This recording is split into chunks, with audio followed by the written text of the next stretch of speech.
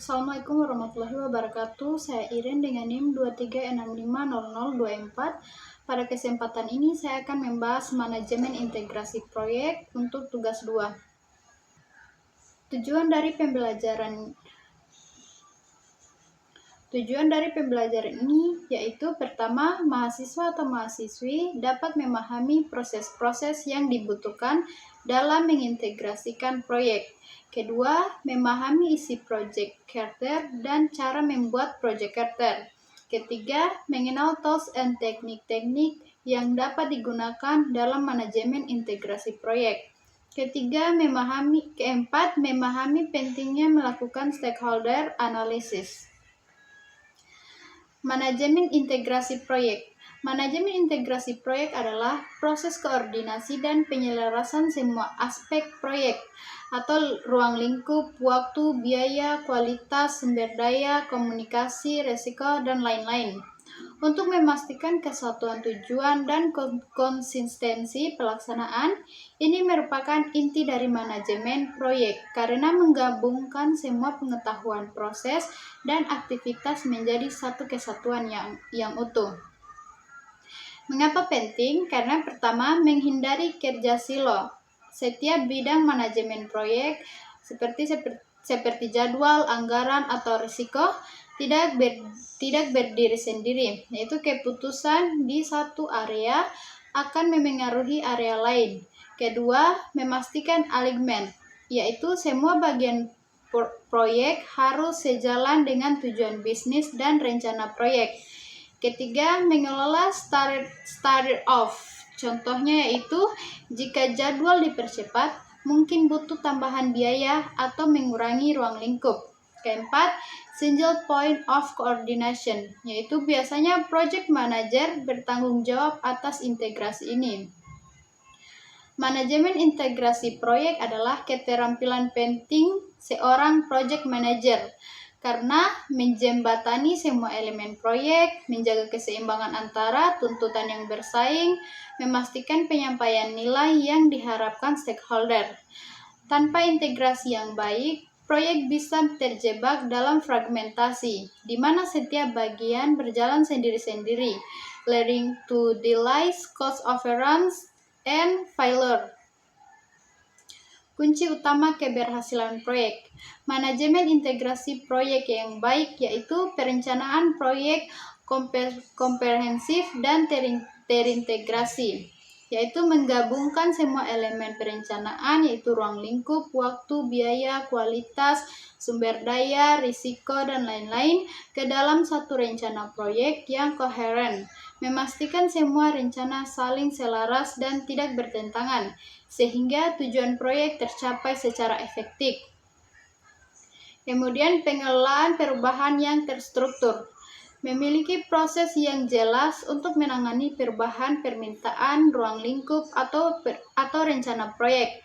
Memastikan setiap perubahan dianalisis dampaknya secara holistik, yaitu terhadap jadwal, biaya, kualitas, dan risiko sebelum disetujui. Selain itu, koordinasi dan komunikasi yang efektif antara semua pihak, yaitu menyelaraskan berbagai tim, pemangku kepentingan, dan proses agar bekerja menuju tujuan yang sama. Memastikan informasi mengalir dengan baik untuk menghindari miskomunikasi, konflik, atau pekerjaan yang tumpang tindih. Kemudian monitoring dan pengendalian proyek secara menyeluruh, yaitu melakukan pelacakan dan pengukuran kinerja proyek secara terintegrasi, bukan hanya dari satu aspek, mengambil tindakan korektif atau penyesuaian yang mempertimbangkan dampak ke seluruh area proyek untuk menjaga keselarasan dengan tujuan awal. Proses utama dalam manajemen integrasi proyek. Pertama, membangun proyek charter. Kedua, membangun preliminary scope statement. Ketiga, membangun project management plan. Keempat, mengarahkan dan mengelola eksekusi proyek. Kelima, monitoring dan controlling proyek.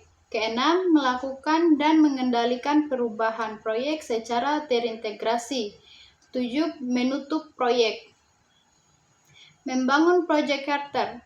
Project Charter adalah dokumen formal yang menyatakan keberadaan sebuah proyek dan memberikan arahan akan tujuan dan manajemen proyek. Keberadaan Project Charter dapat digunakan untuk memberikan wewenang penggunaan sumber daya yang ada dalam sebuah organisasi dalam rangka menyelesaikan sebuah proyek. Informasi yang terkandung dalam proyek charter yaitu nama proyek, masa berlaku proyek, nama manajer proyek beserta informasinya, ringkasan jadwal proyek, dan lain-lain. Membangun proyek preliminary scope. Scope statement adalah dokumen yang digunakan untuk membangun dan mengkonfirmasikan pemahaman bersama akan ruang lingkup atau batasan proyek. Preliminary scope statement adalah scope statement awal yang dibangun selama inisiasi proyek agar seluruh tim proyek dapat segera memulai diskusi pekerjaan-pekerjaan yang berkaitan dengan proyek sesuai dengan ruang lingkup proyek. Informasi yang terkandung dalam preliminary scope statement adalah antara lain tujuan proyek, deskripsi produk atau servis, kriteria produk yang akan diterima, asumsi dan hambatan terhadap proyek, struktur organisasi, risiko jadwal. Membangun Project Management Plan. Project Management Plan adalah dokumen yang dapat digunakan untuk mengkoordinasikan semua dokumen perencanaan proyek. Tujuan utamanya adalah memberikan tuntutan dalam eksekusi proyek. Project Management Plan dapat digunakan oleh manajer proyek untuk memimpin tim proyek dalam melaksanakan proyek dan menilai status proyek. Kinerja proyek harus diukur berdasarkan baseline plan. Atribut Project Plans. Project Plans atau rencana proyek merupakan dokumen hidup yang berfungsi sebagai peta jalan komprehensif untuk pelaksanaan, pengendalian, dan penutupan proyek. Atribut utamanya adalah bahwa rencana ini harus komprehensif, terintegrasi, disetujui, realistis, dan dapat dikomunikasikan. Atribut Project Plan. Pertama, lengkap dan komprehensif. Kedua, konsisten dan terintegrasi. Tiga, dapat diukur dan dapat dilacak. Empat, realistis dan dapat dicapai. Kelima, disetujui secara formal. Keenam, fleksibel dan dapat beradaptasi. Ketujuh, dikomunikasikan dengan jelas. Kedelapan, berfokus pada hasil atau deliverable oriented. 9, memuat asumsi dan kendala. 10, terkait dengan strategi organisasi. Elemen-elemen umum dalam project plan yaitu gambaran umum mengenai proyek, deskripsi bagaimana proyek diorganisasikan, manajemen dan proses teknik yang digunakan dalam proyek, pekerjaan-pekerjaan yang harus dilakukan, jadwal dan informasi biaya proyek. Manfaat penggunaan standar ini yaitu konsistensi, kelengkapan, komunikasi, dasar kontrol, dan akuntabilitas. Contoh penerapannya yaitu untuk proyek pengembangan sistem presentasi karyawan berbasis web. Seperti introduction, tujuannya otomatis presentasi, deliverable, aplikasi web, database, laporan bulanan. Kemudian project organization. Model prosesnya itu Agile Scrum, struktur tim terdiri dari 1 product owner, 1 Scrum Master, 4 developers. Kemudian managerial process yaitu prioritas, kualitas kode, yaitu resiko utamanya keterlambatan integritas dengan payroll atau mekanisme kontrol, sprint review harian. Stakeholder analysis. Stakeholder analysis adalah proses sistematik untuk mengidentifikasi, menilai, dan memprioritaskan individu, kelompok, atau organisasi yang dapat memengaruhi atau dipengaruhi oleh suatu proyek, keputusan, atau inisiatif. Analisis ini membantu memahami kebutuhan, ekspektasi, dan tingkat pengaruh stakeholder untuk mengembangkan strategi keterlibatan yang efektif. Tujuan stakeholder analysis yaitu mengidentifikasi semua pihak yang berkepentingan dalam proyek, memahami persepsi, kepentingan, dan pengaruh masing-masing stakeholder, kemudian memprediksi respons stakeholder terhadap proyek atau perubahan, lalu mengembangkan strategi komunikasi dan keterlibatan yang tepat, kemudian mengelola konflik dan risiko yang mungkin timbul dari stakeholder. Kemudian mengoptimalkan dukungan dan meminimalkan perlawanan. Manfaat stakeholder analysis. Pertama, meningkatkan kesuksesan proyek, mengurangi risiko, mengoptimalkan alokasi sumber daya, meningkatkan pengambilan keputusan, membangun hubungan jangka panjang, dan mengantisipasi dan mengelola resistensi. Proses stakeholder analysis memiliki 4 tahap utama, yaitu tahap pertama, identifikasi stakeholder. Aktivitas membuat daftar lengkap semua pihak yang terlibat atau berdampak teknik. Contoh stakeholder proyek yaitu internalnya, sponsor, manajemen, tim proyek, user, departemen IT, HR, dan finance. Contoh eksternalnya itu pelanggan, vendor, regulator, komunitas, media, dan pesaing. Tahap keduanya yaitu analisis dan pemetaan stakeholder. Menganalisis berdasarkan 2 dimensi utama, yaitu tingkat pengaruh atau power dan tingkat kepentingan atau interest. Tahap ketiga yaitu penilaian dan prioritasi. Faktor yang dianalisis yaitu dampak, dukungan, kebutuhan, komunikasi, dan resiko. Tools analisis tambahan yaitu silence model seperti power, legitimasi, dan urgency. Stakeholder curve yaitu power, interest, dan attitude. Kemudian stakeholder influence matrix. Tahap keempat yaitu pengembangan strategi keterlibatan. Mengembangkan rencana tindakan untuk setiap kategori stakeholder, yaitu high power, high interest, atau manager closely. Strateginya yaitu keterlibatan intensif, komunikasi sharing. Contohnya sponsor, key user, libatkan dalam pengambilan keputusan. Lalu high power, low interest, atau keep satisfied. Strateginya jaga kepuasan, komunikasi cukup untuk memastikan dukungan, contohnya direktur keuangan. Yang update berkala, pastikan kebutuhan terpenuhi. Lalu low power, yaitu high interest atau keep informed. Strateginya yaitu informasikan perkembangan, dengarkan masukan, contohnya end user atau newsletter, demo regular, feedback session. Kemudian low power, low interest atau monitor. Strateginya minimal effort, pantau perubahan posisi. Contohnya departemen lain yang tidak langsung terdampak. Eksekusi proyek. Eksekusi proyek adalah tahap melaksanakan pekerjaan yang telah digambarkan dalam project plan. Mayoritas waktu dan uang digunakan dalam eksekusi proyek. Area aplikasi proyek sangat mempengaruhi eksekusi proyek karena selama eksekusi proyek inilah produk dari proyek dihasilkan. Kepemimpinan dalam proyek. Kepemimpinan dalam proyek adalah kemampuan untuk menginspirasi, memengaruhi, memandu, dan memberdayakan individu serta tim untuk mencapai tujuan proyek secara efektif.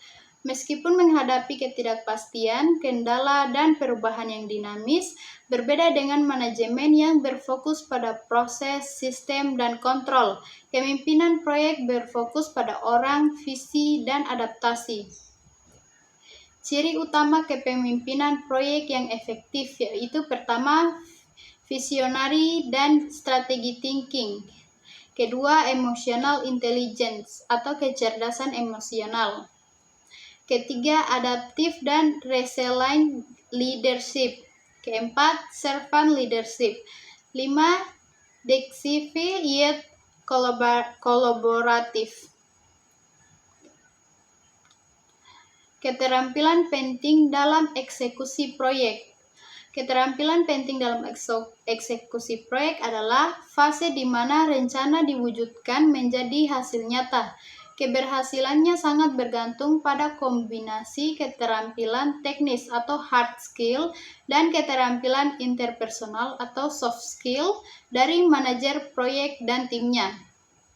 Pertama, keterampilan kepemimpinan dan interpersonal yaitu atau soft skill.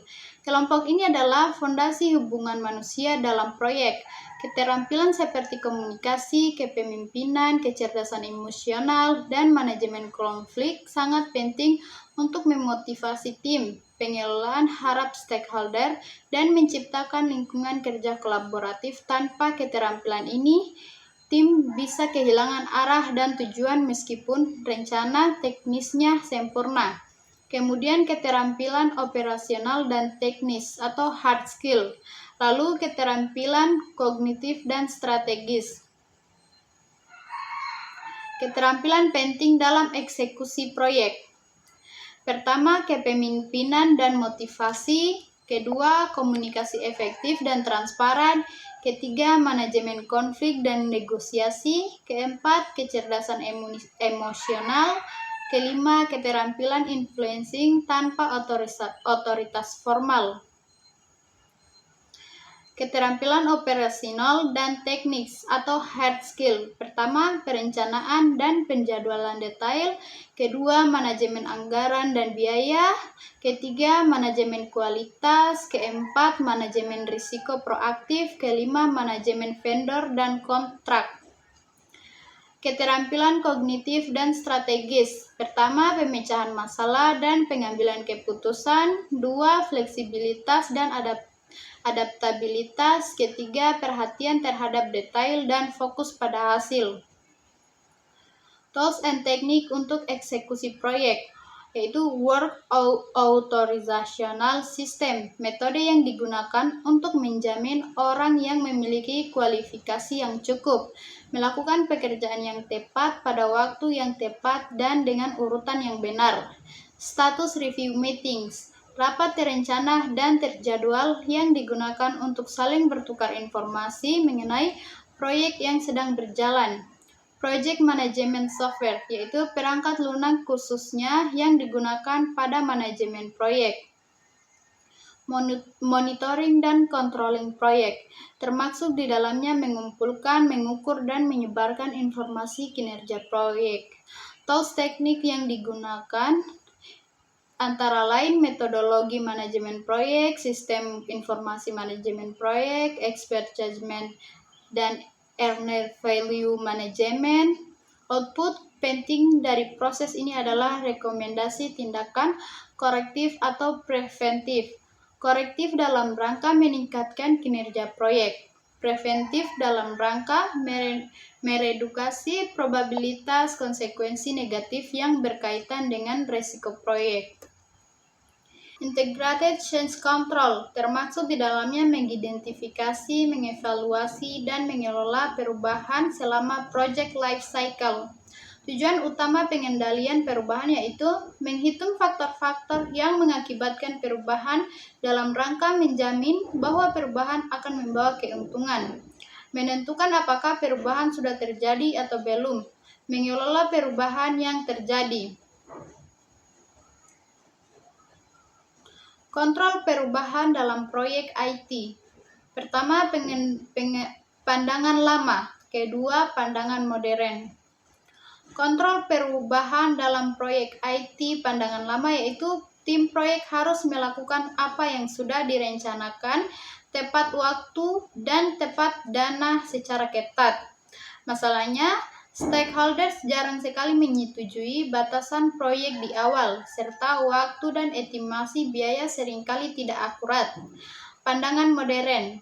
Manajemen proyek adalah proses komunikasi dan negosiasi yang konstan. Solusinya yaitu perubahan seringkali memberikan keuntungan dan tim proyek harus membuat rencana mengakomodasi perubahan tersebut. Contohnya pembelajaran hardware komputer. Sistem kontrol perubahan. Sistem kontrol perubahan adalah kerangka kerja formal dan terdokumentasi yang digunakan untuk mengevaluasi, menyetujui atau menolak, mengelola, dan mengkomunikasikan perubahan dalam proyek. Sistem ini dirancang untuk memastikan bahwa semua perubahan dianalisis secara menyeluruh sebelum implementasi sehingga tidak mengganggu integritas tujuan proyek. Komponen utama sistem kontrol perubahan. Pertama, prosedur dan alur kerja. Kedua, otoritas dan tanggung jawab. Ketiga, dokumentasi dan pelacakan. Keempat, alat dan teknologi. Change Control Board, kelompok resmi atau formal dari orang-orang yang bertanggung jawab untuk menyetujui atau menolak perubahan dalam proyek. CCB harus memberikan guidelines untuk mempersiapkan perubahan, mengevaluasi perubahan, dan mengelola implementasi perubahan yang disetujui. Anggota CCB biasanya terdiri dari stakeholder dari keseluruhan organisasi. Masalah yang dihadapi yaitu CCB jarang bertemu dan membuat keputusan akan perubahan membutuhkan waktu rapat yang panjang. Padahal proyek harus terus berjalan karena dibatasi oleh waktu yang telah disepakati. Proses atau siklus kontrol perubahan standar. Fase pertama yaitu identifikasi dan panggilan. Fase kedua, analisis dan evaluasi. Fase ketiga, keputusan dan persetujuan. Fase keempat, perencanaan dan implementasi. Fase kelima, vertifikasi dan penutupan. Jenis-jenis perubahan yang dikelola, yaitu perubahan pertama, perubahan lingkup atau scope change. Kedua, perubahan jadwal atau schedule change. Ketiga, perubahan biaya atau cost change. Keempat, perubahan kualitas atau quality change. Kelima, perubahan teknis atau technical change. Keenam, perubahan proses, yaitu process change. Level sistem kontrol perubahan. Level pertama, emergency change. Level kedua, standard change. Level ketiga, normal change. Contoh studi kasus atau sistem e-commerce. Skenario perubahan untuk menambahkan pembayaran via kris. Proses sistem kontrol perubahan yaitu pengajuan oleh manajer. From tambah metode pembayaran, justifikasi meningkatkan konversi 25%, permintaan 60% pelanggan. Analisis tim, teknis butuh integrasi dengan 3RD, Parti API, estimasi 3 sprint. Biaya 150 juta rupiah, development tambah license free. Jadwalnya delay 2 minggu untuk release berikutnya. Risiko dependensi vendor, testing kompleksi. Kemudian CCB review, implementasi, vertifikasi. Manajemen konfigurasi. Cara menjamin bahwa deskripsi dari produk yang dihasilkan sudah benar dan lengkap,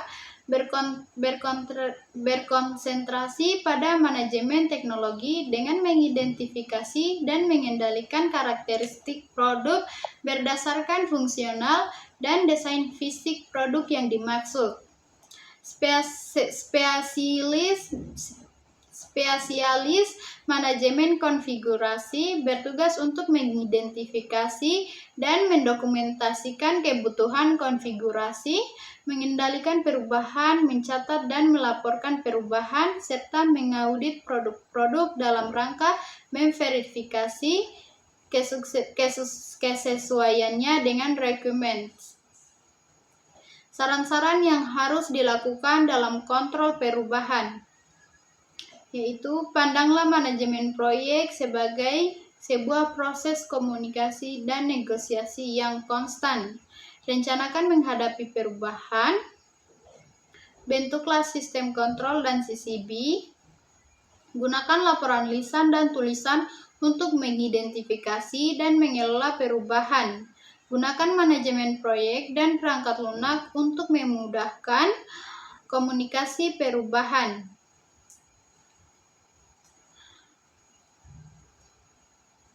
Saran-saran yang tidak boleh dilakukan dalam kontrol perubahan yaitu bypass proses, analisis paralisis, CCB bottleneck, poor communication, no learning. Penutup proyek, hal yang harus dilakukan yaitu mengakhiri semua aktivitas dan menyampaikan hasil kerja proyek tuntas atau tidak pada semua orang yang tepat. Output utama dari penutupan proyek yaitu prosedur administratif penutupan, prosedur penutupan kontrak, produk akhir, organizational process asset update. Sekian dan terima kasih. Mungkin itu saja yang bisa saya jelaskan. Jika ada kesalahan, mohon dimaafkan. Assalamualaikum warahmatullahi wabarakatuh.